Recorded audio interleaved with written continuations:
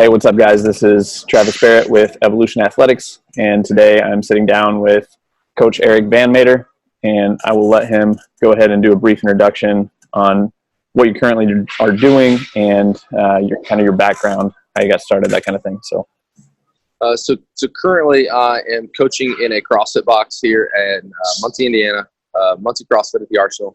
I coach CrossFit, but I actually was initially brought on as a weightlifting coach. Coached barbell class here for about 5 or 6 months.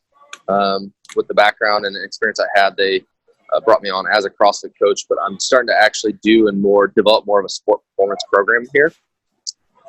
With that being said, it's not geared only at, and I kind of think this is the avenue you do a lot of. It's not just sport performance, but I'm doing a lot of athletes for life too. You know what I mean? Right. I do deal with a lot of, not a lot yet, but we're trying to grow it. But first responders and just adults that are a little bit more goal oriented and like having wanting to do a competition or see something more specific than just your general CrossFit provides. Right. So I do a little bit of both. I do all of that here at the Arsenal. I also do some online or remote coaching too. That's primarily Olympic weightlifting, and then I also do nutrition 101. I have some other clientele online that's more just general fitness, but most of it is Olympic weightlifting based. I got my background, initially, I guess going way back, I played college baseball. Initially at Purdue University, played a couple years there, and then transferred, finished the last few years at Ball State. Got into the real world for a couple years, just a couple odd jobs here and there, GNC and a couple gyms, and decided to go back and get the master's in sport performance at Ball State. From there I ended up getting a job. That's when I got into weightlifting through Coach Roberson. Right. Robes one. I really had no real desire to get into Olympic weightlifting, which is funny if you know me now, because that's obviously what I love. Right. Your primary. But he kind of pressured me and my brother into it, and I've never really looked back since. So it's been really cool. I love the sport because it's something that I was really bad at to begin with, and so I don't like being bad at things, and so it made me really step my game up in terms of an athlete and just learning to move better. That was a big issue. I had more of the ego issue rather than learning how to move well. Mm-hmm. But yeah, I went and coached sport performance for a couple years in Dayton, Ohio, primarily youth, high school, and college, and then got into a little weightlifting coaching from there. And then I actually went down, decided to get more hands-on with the weightlifting side of things, and moved down to North Carolina for about a year and a half, almost two, to train hands-on with Travis Mash. Right. And Mash Elite Performance. I worked at a local CrossFit. When I first really started coaching CrossFit down there, was his physical therapist at the time had just opened a box, and I was one of the first coaches hired on and did stuff for them. And then I would go and train over with Mash, usually once a week, or when I first moved down there, it was a couple times a week, but I had about a 40-minute drive over there. Oh, really? Some of those, yeah. So from where I was living, it was like a 35, 40-minute drive. They actually side note, they just opened up a highway from where I lived at that now would have cut the drive down to 20 probably. But when I was there, you had to go this like long roundabout way to get to the highway, and it took like 40 minbut So after about my first, double the sessions, Yeah, pretty much. So it turned into one of those things that I went every couple days instead. But it was great really getting in that atmosphere, especially I was there when he had a lot of his like young juniors with like Dylan Cooper and Tom Suma. Mm-hmm. Matty Sasser was there. Hunter Elam was there. That's when Morgan McCullough, his youth guy now, was kind of just getting started. He had just moved there like right before or right around when I was there. So like it's been kind of fun watching him because, obviously it's past the point now, but him and I would go back and forth a little bit of training numbers. Mm-hmm. He's long surpassed me since. I think I held up to him with around 275 snatch to 125. And then clean and jerk, he kind of took the lead after 145, and it's just really never looked back since. Yeah, man. 315, but what I see the video of, he did a 200 kilo clean the other day, yeah. 200 kilo clean as well. He looks like a monster. Just looks huge. So yes, and it's been really funny too, like because he's not, he's a great example of lifting doesn't stunt your growth as a kid. You know what I mean? Like he is. His dad's 6'3", I think, and he's 6'1", 6'2" at 16 years old. Mm-hmm. He's starting to finally like grow out. He's really starting to hit a lot of those natural hormones of training now. Right. And so he's starting to really grow off a lot of the baby fat. And it's starting to see you just see that really good development coming around where he's starting to fill into his weight class better. He's getting a lot more lean tissue, and I think you're going to see his strength just continue to skyrocket because the big focus on keeping him healthy first, Right. But I think that's one big thing. How many kids do you guys typically work with? Well, our total athlete count is like a little over 100. Okay. But per session, it's kind of flexible. So we basically are open from 2 or 3 o'clock until 7 or 8 o'clock. And basically we have sessions that'll start every half an hour. So, we've only got 1,600 square feet. So we're not in a big facility by any stretch. But basically there's probably, 10 to 12 at any given time in the weight room, and then 10 to 12 that are warming up. So it flows pretty nice.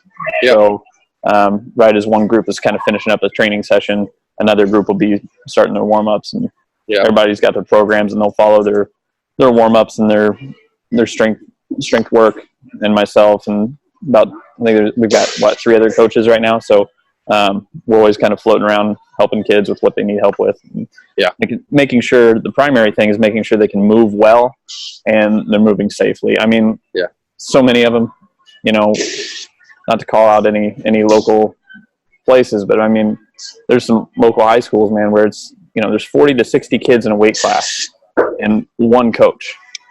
Even if that coach is really, really good, it's going to be really difficult to watch and critique all 40 to 60 and do it safely and effectively. So anyway, I think that's where we've got a major advantage is these kids come in and there's 4 coaches, and at any given time there's maybe upwards of 20 athletes or possibly 30 athletes. So much better ratio. That's nice. That's what my sport performance program is very new. So I've got about 15 kids enrolled in the program. We just did a summer camp is what we labeled it as, but it's rolling right into a fall camp. Right. Yep.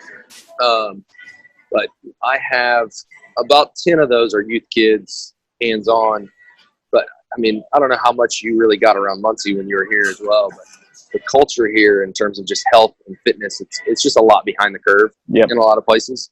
Yep. And so I'm finally starting to get people interested at that 10, 12-year-old range where a lot of people before is like, that's way too young. You should never be in a gym, don't do it. It's dangerous. Yeah, it's terrible for you. Yeah. Is it dangerous? But you got your kid out playing tackle football and teaching them to be more aggressive on the soccer field with bodies. And it's just things like that. So many misconceptions. Kids going outside. Yeah.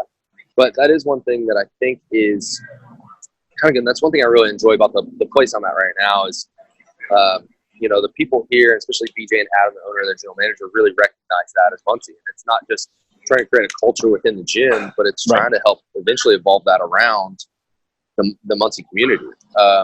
We actually, they raised the money right before I started coaching CrossFit, but we actually just raised, I think it was about $12,000 for the Boys and Girls Club. And we have had a mini box put in there. Nice. And basically we're going to have we have a scholarship program built. I think they're going to have 3 days a week. There's only one class. You have to essentially earn your right to get into that class. Right. Because from there, we're going to have a paid coach over there coaching that class. And then from there, we're going to budget in a scholarship that an athlete can earn to come train at the Arsenal full time. Yeah. So, that's our way of trying to get back in the community and get the kids started at a younger age. Because that's where it really starts, is really at that younger age. And I think going back, that's that whole Morgan thing, right? Like you look at Morgan, he started training CrossFit at about 6, 7 years old because his mom ran a box. His parents ran a box. Never focused on weight. It was all dumbbells and kettlebells until he was about 9-ish, I believe, 8 or 9. Then he started doing bar work, but it was empty bar, training bar, They started loading it around 11 a little bit. As he started kind of picking up the interest in weightlifting, and 12, 13 is when they got on MASH, and they've really monitored his ability since. It's all based on how feel and whatnot, but his abilities for the day. But when you see the knock on wood, but he's healthy as can be most of the time. He's got little aches and pains. He trains hard, but because he moves so well, people are, see him front squatting 500 pounds, so like, oh, it's got to be dangerous. And no, he holds a better 500-pound front squat than you do 100 pounds. That's right. Like, so when you're very technical and movement based like that, if you can develop that from such an early age, risk injury is significantly lower. your ability to optimize performance is much better because you're more stable, you transfer forces better, and you can just train consistently longer, you know? Right. So I think that's where you guys do. I mean, we have a lot of the same philosophy here, you know? Mm-hmm. Do you have like, so when someone comes into your gym right away, do you have kind of like an intro, like system or program they go into, or like a baseline thing that they have to kind of work their way into? Or how do you progress an athlete from the get-go when they come in, say like a 12-year-old kid? Sure. So we've got basically a modified FMS. Like there's a couple things we leave out. And then we don't do like, I was talking to Dr. Sukumal about this the other day. You know, we don't do like 1 rep maxes on our first day. I mean, there's programs I know of that do that, but it doesn't make a damn bit of sense to me because, you know, let's take something you've never done before and max it out. I mean, that doesn't make any sense. Let's load it as heavy as we can. And then tell you how awful you are at it. Yes. But no, I mean, we do basically a modified FMS. We have a just jump mat, which is awesome and I'm sure there's better tools, but it's a quick, you know, consistent tool that we're able to use to measure.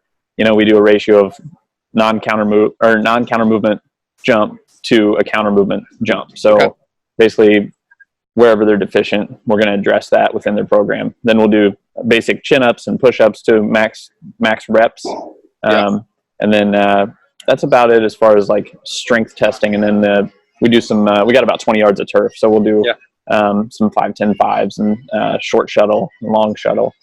But, you know, that's about it. And we've got 3 or 4 different phases of GPP, strength work, and power work. So those are just very, very general skeletons, and we will modify those based on the assessment. So, you know, we don't have percentages picked out. Not that I'm anti-percentage, because I'm not.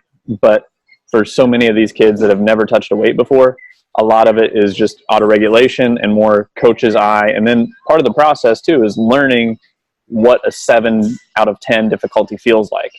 Because that kid most likely has no perception of that was a 9 difficulty, but it moved with tremendous speed. You know what I mean? So adults don't know what that is either. So so it's that's kind of the way we do things. But and I'll tell the kids, like, look, if you're lifting 100 pounds, 80% would roughly be 5 reps. That's what your RPE of 8 should feel like. So just generally trying to educate the kids on movement patterns, exercise derivatives, and variations that they can do, because not everybody has to back squat. Not everybody has to front squat. There's variations you can do based on your limitations. So anyway, that's kind of our process working with our athletes. It's kind of funny. It's like we have a similar background or something, you know? Yeah. Yeah, exactly. I didn't say ours is the same way pretty much. They come in, we do a modified FMS. I think I heard this on one of your podcasts, I believe, just talking about it. If you had one assessment tool, the overhead squat, is that correct? Did I hear you say that? Someone else I heard recently. I might have said it, but probably someone smarter than me. I've been listening to a lot of podcasts on Scroll lately, or just like play through, and I had yours playing through the other day. I want to say it was you or someone else. Someone on your podcast might have said that. I don't know. Yeah. But just saying that the overhead squat's one of the best assessment tools to pick out just quick deficiencies and limitations in your guy. So, I mean, I do that and a couple other modified FMS things, and then I'm in the process of getting a just jump mat hopefully soon. Yeah. For the same purpose, and then I do a broad jump. I do a 5-10-5 shuttle, and then I usually have to work around other classes with my kids. Kind of same thing. I don't have them score 15 or 20 yards, so I test a 20-yard sprint, or I think we test a 20-yard sprint, and then I actually do no strength testing really up front, other than a push-up test, just for the same purposes. But then what I have, kind of the same thing, is I have a baseline program. We have a lot of the kids that, you know, especially because they're so young, the 10, 12-year-old range, a lot of parents think they need specific training, right? Because you need to specialize your 12-year-old. Right. They're going to sign that scholarship at, that's 13. Right. So, but no. So what we actually do is we have a baseline progression. You come in, it's your first 8 visits. Basically 2 different days, you go back and forth. It's a full body. You dumbbell snatch one day, you dumbbell split jerk the other.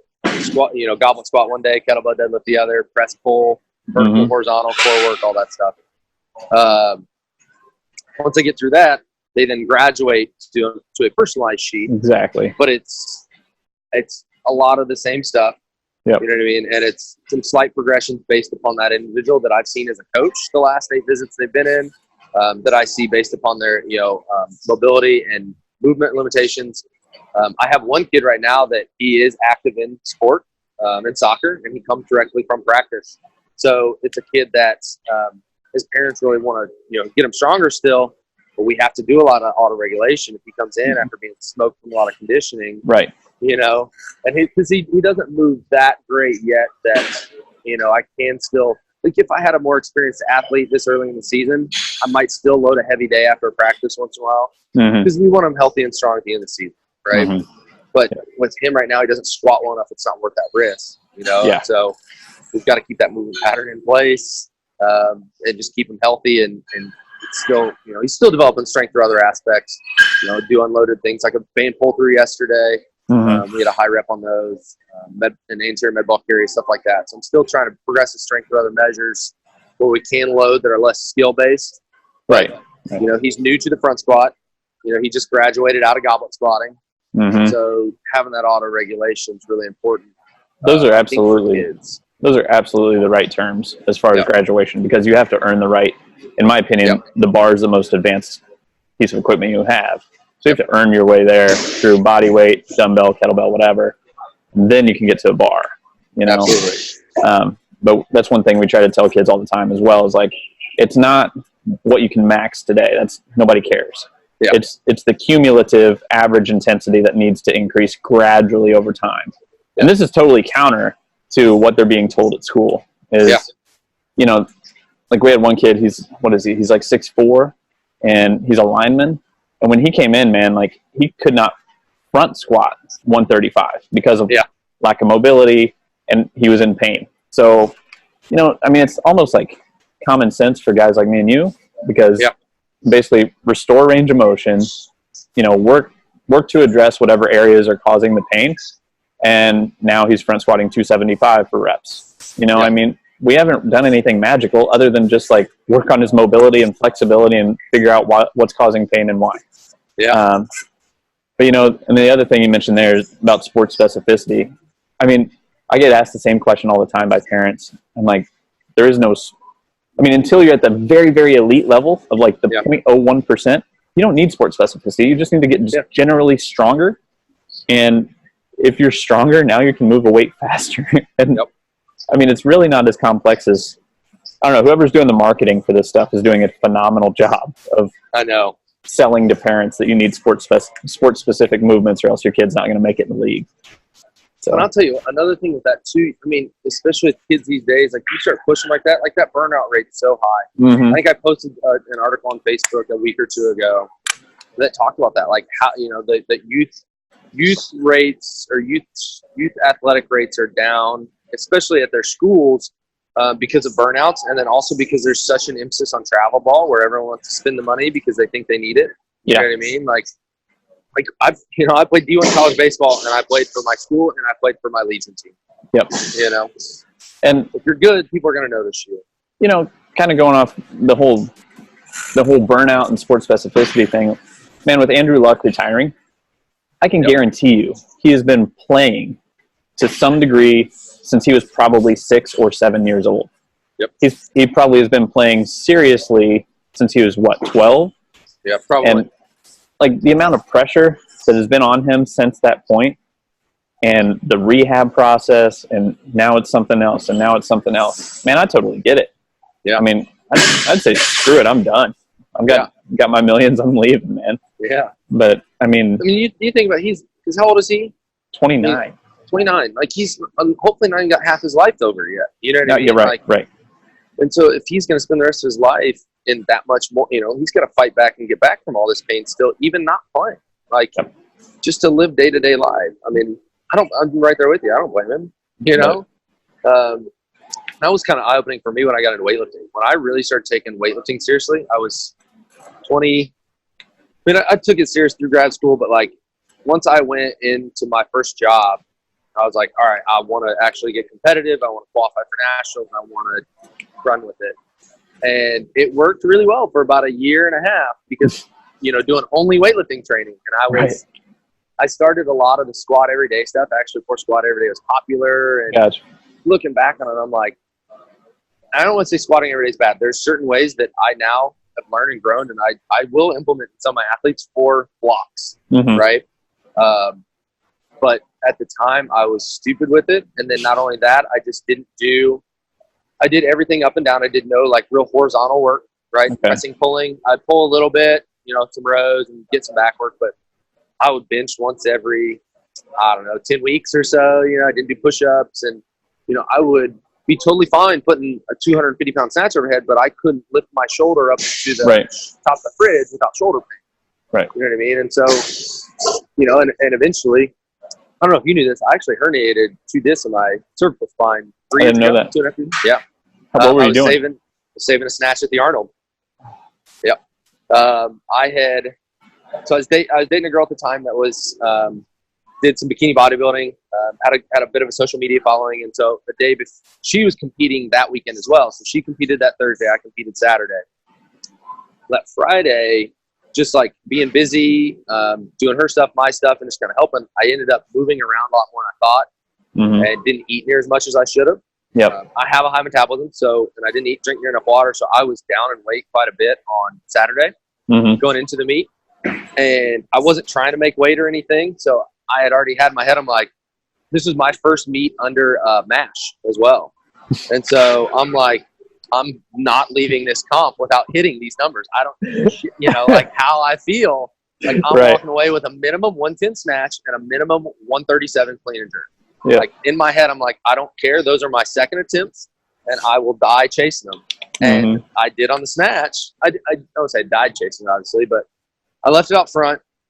But when I went under the bar, I caught it. Elbows stayed locked, but I like rotated 45 degrees, and I came way up on my left toe. Arms stayed locked, and I brought it back and stood up with it. Like huge save, had the crowd all into it. Like, did you get a white light? Yeah, I got 3 whites on it. All right. I caught it. My elbows stayed locked. So in terms of like rules and regulations, I was good. Right. I come back out, went at a PR attempt at 115, I think at the time. So yeah, I went out at a PR attempt at the time. Missed it as early on the pole, so I didn't really recognize anything there. I don't want to say I know exactly that snatch did it, but I know that snatch did it, if that makes sense. Like I didn't find out until about 3 months after. I had no pain. Because I went in the back room, started warming up for clean and jerks, and I couldn't jerk 100 kilos. I would get it locked out overhead, and as soon as it would get in lockout, my arm would just give out. My left arm. I'm left-handed. Oh, okay. No, I didn't have any pain. I didn't have it. Just literally, my arm would it's like as soon as I'd extend, it would just give out. So were you even able to finish? Out. No, well, so I tried. I bombed out. That's my first, only and ever bomb out. Right. I ended up that Monday, I went on a 2-week vacation to Florida to visit my grandma. Took training off. They only had like a small commercial gym locally. And so I was like, I'm going to just do some bodybuilding while I'm there. I was kind of in my head about the comp. I was like, just get my mind out of it. Like I need to, it's my first bomb out. I'm like, I need to just figure some stuff out. And I go on the first day and I'm trying to do some chest work and pressing. And I can't even dumbbell bench 25s for 5. My left arm just keeps like collapsing on me. And I'm like, this is really strange. And I hadn't really slept much. I had a lot of other stresses going on in my life, like just some personal things. I was in the process of like getting ready to tell my boss I wanted to leave my job, and move to North Carolina, all this kind of stuff. And when I picked up and moved, like I didn't know anyone down there other than MASH, right? So it was kind of one of those that like I was kind of making a big jump. So I had all these stresses going on, and I just kind of attributed it to that. I wasn't sleeping. I was like, trust the process. You got a coach that's here to help handle your stress. Like, just trust it. So when I come back, I started training with MASH again. The focus on my squat and my deadlift, and not a lot of upper body work. My Olympics were all percentage-based or complex-based at the time. And I could hit the numbers that he wanted, but like they were way harder than they should have been on my Olympic lifts. Like I'd get it overhead fine, but then it was just, everything felt so heavy. And then finally we actually went into some hypertrophy work after about a 4-week block. Went into 6 weeks hypertrophy. It was about 12 weeks post the comp that I found out. So, like I said, I do some remote coaching as well. And so I do update photos. So I was doing my own update photos, and I went to take a picture after 6 weeks of the hypertrophy work, and my left pec had actually shrunk. My right side had grown, and I have a picture, like you said, you're like, oh my God, that's wild. It looks like someone literally has pumped up one side of my chest, and the other one, someone sucked everything out of it. That's crazy. And I worked for Cairo at the time, and he's like, yeah, that's weird, and found out my left tricep and my lat had shrunk as well. And so I had no pain. I had, like, if I turned to the left all the way, I had this real slight minor, I'd say pain scale was a 2 or 3, right out of 10. Like, not, I could just feel a slight restriction to the left, but nothing crazy. And like, I was a pitcher, right, in college, so I had a lot of shoulder imbalances I didn't really address the way I should have going into this. So that's what the snatch is what caused the problem, but, like, my lack of fixing my limitations before are what really created the problem. But after getting some EMG testing done and MRI done, I found out I had a soft disc bulge, C6, C7, spinal spondylosis, and I had flattened the nerve root exiting C6, C7, right around there. And which had, so with the nerve sheath, I asked, like, the surgeon, I went and met with the surgeon, actually. Like, everyone was in shock. They're like, I have no idea how you're not in pain. I have no idea, like, how you can still lift weights. Like, literally the day I got my EMG testing done, he was like, yeah, you probably should just not do anything. He's like, you got something going on back there, nerve related? He's like, I just probably wouldn't go heavy overhead that day. I was like, yeah, whatever. Like, you know, I had been lifting fine. I had a max out Friday day that day. I think I went and snatched 105, so 232, and I clean and jerked 280, 127, which weren't my best numbers ever, but, like, those were my best since the Arnold. Right. And movement looked better. I felt fine. Like, and I found out a couple of days later, got an MRI 2 days later, and then found out the results 2 days after that. Like, I had that. I was like, yeah, I should probably stop going overhead. So we met the surgeon. He comes up. He's like cranking on my neck, pushing down. He's like, you have no pain? I'm like, I have no pain, dude. I'm a strength conditioning coach. I'm losing muscle. I'm trying to get it back. What do I need to do? Right. And he's like, well, you know, part of me says let's have the surgery to relieve pressure. He's like, part of me says let's not do the surgery because it's, you know, it's surgery. We shouldn't have to cut in. And I'm like, yeah, I'd rather not cut into my neck. Right. You know, let's go another route. And so he literally wrote me a note to give to a therapist that said strength and conditioning. That was all it said. And so luckily I had just kind of started the process, went on a MASH. I had met the physical therapist there. He gave me some rehab stuff. And after a couple months, I just kind of started testing the waters again, and I'm a lot safer with it. I do a lot more warm up and, you know, stuff like that with it now. But that was one thing that really was a big eye opener for me, was like, you know, I love weightlifting. This is something I want to do. And I thought I moved pretty well before. Right. But it's like, if I want to make this something I do when I'm 60, 70, 80 years old, even if it's just an empty barbell, I got to learn how to move better. I got to learn how to make better positions. And I would say that's one of the best things that helped me for weightlifting as a weightlifting coach is, like, I had to learn how to move better, you know, because of the injury. And I mean, obviously, you know, I'm a tall, long, lanky guy, so I'm not really built to move with the barbell the greatest. Sure. And so that is one thing I think helps me a lot in coaching the lifts and doing it is being able to have that kind of background and that injury background, because I've had the problems. I've been in the situation where I want to push and I'm like, yeah, you're probably right. I probably don't move that well, but I want to get stronger. Right. You know, it's that kind of that strength culture, you know, the ego aspect of it. You have to push all the time is the feel, you know. And learning to, you know, that yes, there is a lot of push involved, but there's also learning when to pull back and how to pull back. So that way you can, when you go to push again, you can push harder and you can push better and you can push longer. And I think that's one thing a lot of people lack, is they don't understand that taking those down waves and those auto-regulatory phases, like, make a big difference in terms of your performance down the long road, preventing that injury aspect, you know, all that kind of stuff. Yeah. I mean, that's 100%, because there's give you a good example is there's a kid who's, you know, first day we ever worked with him, he showed me, like, you know, what they're doing at school from a clean standpoint and hang clean standpoint. We had to address that a lot, but he's gotten so much better, and he obviously loves them. And he's doing hang cleans last week, and, you know, that's one thing I like about being in the gym is from a coach's eye standpoint.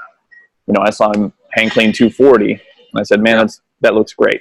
Do one more single here, and then we'll call it and move on. And he's like, no, I want to do 250. I want to do 250. All right. You know what? I feel comfortable telling you you have that option, but I think you're going to do better nailing a second single at 240. Yep. So he hits that second single. He's pushing me again. He's like, hey, can I do 250 now? You know what? Sure. I feel safe about telling you can. Yeah. And, he just totally, he gets it to right about mid-sternum and just bails. He's like, yeah, I probably should have listened to you on that one. But that's the maturity of a lifter too, is like, I feel like he has to go through that to understand, like, when you have a coach who's telling you, who sees you over and over and over again and knows your patterns, you got to trust the coach and say, like, look, man, there's more ways to get strong and powerful than just maxing out all the time. Yep. Like, 240, he barely did 240. Like, he snuck under 240, 4 months ago. And now he's doing it decisively. Smacking it. Yeah. Yep. So, it's just one of the things that comes with lifting and the experience and all that stuff. So I have that still. For some reason, I don't want to say I have a hard time getting kids to buy in. They do. They understand, but they still want to beat their buddies, right? Mm-hmm. The one thing I do to fight that a little bit too is I will give them a challenge with it. So, like, if they don't hit it with a certain position, like, so say something's kind of slacking, right? Their front rack's collapsing a little bit. I'm like, if you don't fix your front, or if you don't hit, say he's done the 240, I say, if you don't hit 250 with a stronger front rack than 240, then you owe me 50 burpees or something like that. You know what I mean? Okay. So then they're kind of like, do I want to gamble that or not? I don't know that I want to, because I've been in the situation where I just did the weight and I saw athletes fight through bad positions. Yep. I've done that myself. I back in the day, is probably part of why I also got hurt, is just doing stupid things like that, right? You make bets with the kids as a strength coach, and you're like, I can do that. And then next thing you know, you're walking to the bar and you're like, shit, I don't know if I should be doing this.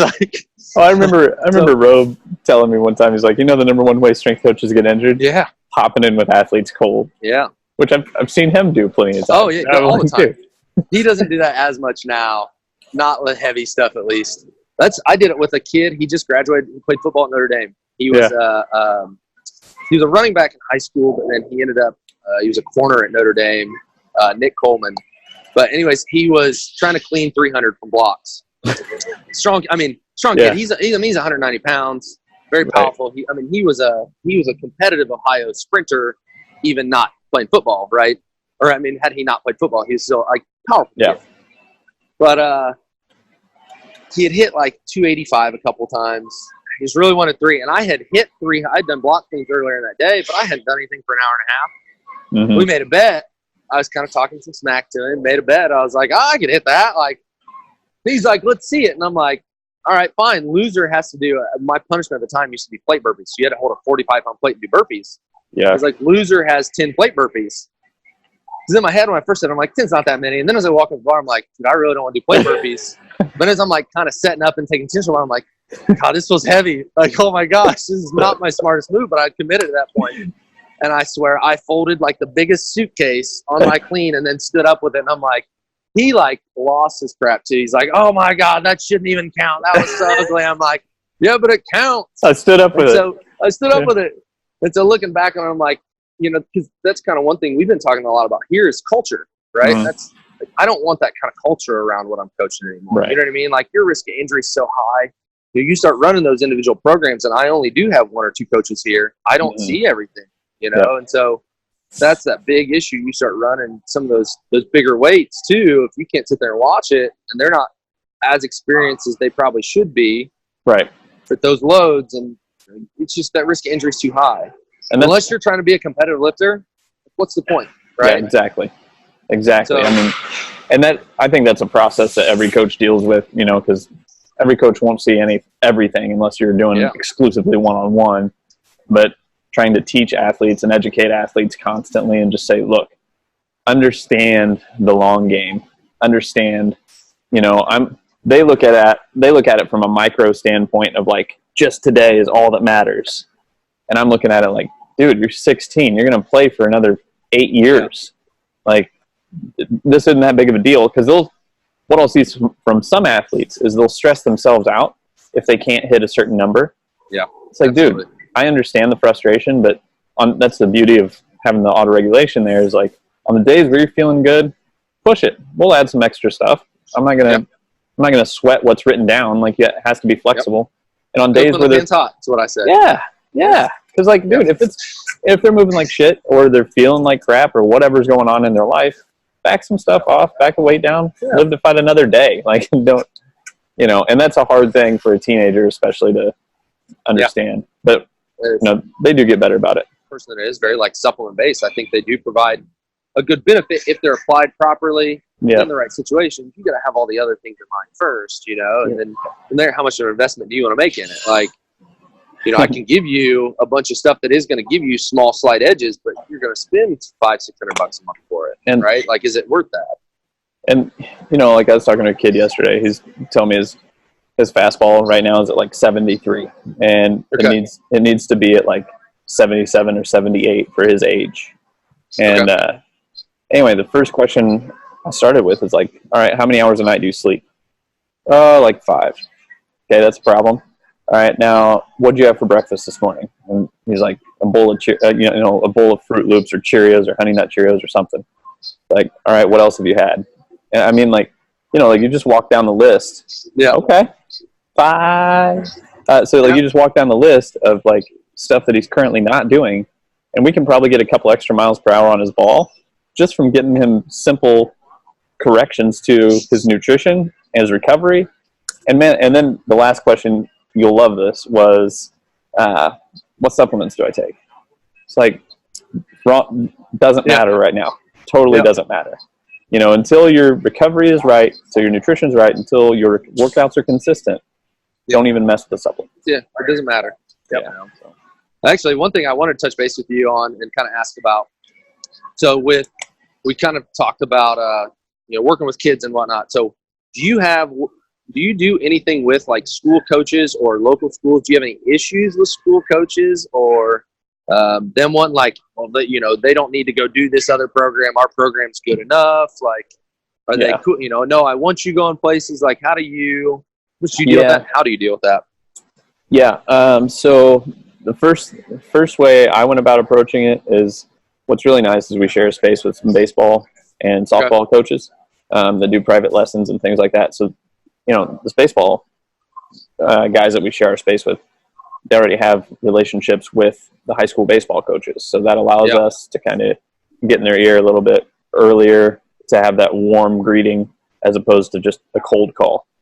But for those other coaches, what we've done is we've actually kind of strategic as far as like, I introduced myself to the athletic trainers first at the local high schools, and I just arranged a meeting for us to have coffee. And like, I just said, look, thank you for what you do.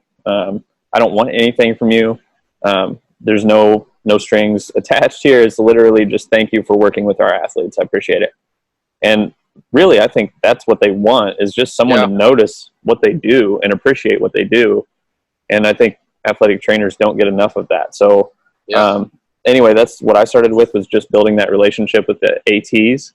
And then I went to some private physical therapy clinics that are local, basically did the same thing. And then I've done a lot of local speaking engagements. I think there's one in Muncie. I'm pretty sure it's called 1 Million Cups. So I did some 1 Million Cups in Lawrence and like surrounding areas.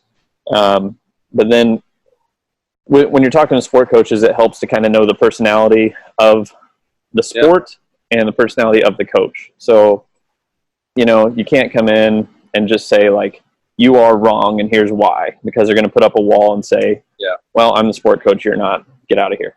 So what I did was just, try to arrange meetings where we can sit down with some of these sport coaches, or send an email or make a YouTube video and say like, look, here's some quick reasonings and rationale of why we're doing what we're doing. You guys might try implementing this. So basically just a soft pitch to them. And then the other thing, is you ask them, they like to be the expert on every aspect of the sport, even though they're not the expert on every aspect of their sport, if that makes sense. So basically, like, what I'll say to these sport coaches is like, look, can you tell me more about this kid? Where's he weak? Where's he need help? What do you think he needs? And even though I likely know where he's deficient just by watching his game. Yeah. You know, the coach appreciates the fact that I'm asking him, and then he's giving me some input. And, you know, I'll say, all right, cool. That'll basically allow me to sell a little bit more. So, like, that's great. What's your current program look like? Well, we're doing sets of 12 for power exercises. It's like, oh, really? Can I make a suggestion real quick? Do sets of 3. Do it for 4 weeks. See if you notice an increase in power production. So, really, it's just like an educational and relationship and understanding it's a long game. And just looking for opportunities to get involved in the community to build out your reputation. And then, you know, softly over time, it becomes more of a, look, now they know, like, and trust you. Now they're going to listen to what you have to say a little more often. So I like that. I had my first place that I went to, especially, I mean, I wasn't from around there.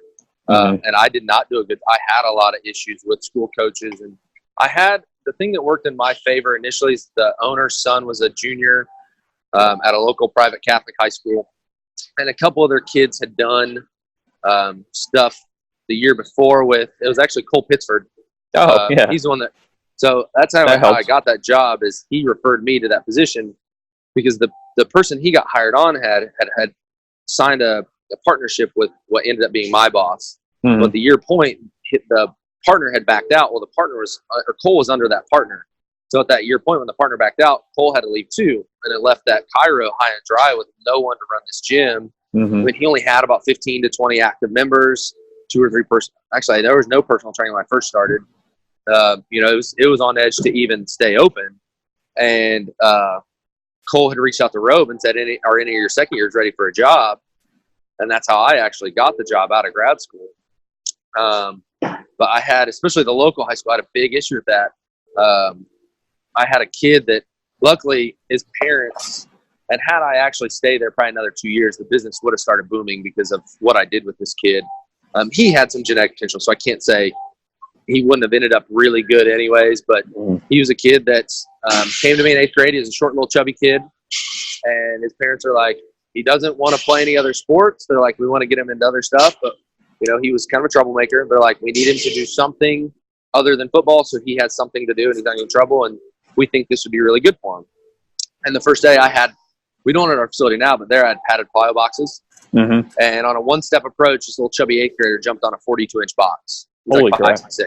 I'm like, you've got something. We're going to run with that. Yes. Right. You're special. And it was good and bad in a sense. And when he started, I had about 12 to 15 senior high school football boys. 10 of them went D1 ball. 2 Notre Dame, Wisconsin, Mount Union's D3. I think that's really important when you're working with athletes, like remembering they've got to have their goals and their desires. It's not, you can't force upon them, or then that makes it just worse, you know? Yeah, that intrinsic motivation has to be there. Yeah. But anyways, up until he started showing as a junior, I kind of got sidetracked with that. His first 2 years, I played a real big battle with the coach because I tried getting in and just being like, look, I'm not trying to take away anything that you do. I want to be an assistant. So I want to help you. He's like, our program works. We're good. He barely even talked to me. You know, we'd go to events and he'd shake my hand and just kind of walk away. I'm like, all right, fine. And this kid, as a junior, they do every year for a fundraiser, they do a lift-a-thon. They have a light, medium, and heavyweight class. As the middleweight class, and I think their middleweight class is 180 to like 210, and he weighed 185. Okay. He's damn near a lightweight class. He had outlifted everyone on the team as a junior. And so at that point, that was the end of his sophomore year going into his junior year. So at that point, his coach was like, look, I know what you're going to do. You know, I totally recommend you keeping up. He's like, because the kid, I will say at the time too, he wasn't a varsity kid, but he wouldn't go to their workouts regularly. He's like, I need you here. And that's what I told him. So I'm like, look, like I'll help guide you around your workouts there, doing stuff that you need and can do there. And then he would literally come straight from school lifting to me. It was a mile down the road. So it's like he'd take a 10-minute break and we'd just re-pick up. And I'm like, you can get some of your early stuff. People don't think kids should start lifting until they're in high school. And then, they don't have any background. So their high school program's good enough. We don't need to pay for them to do more. And I'm like, it's where you run the bigger risk of things, you know? I will say one thing that's really cool. So I don't know how familiar you are with local high schools around here.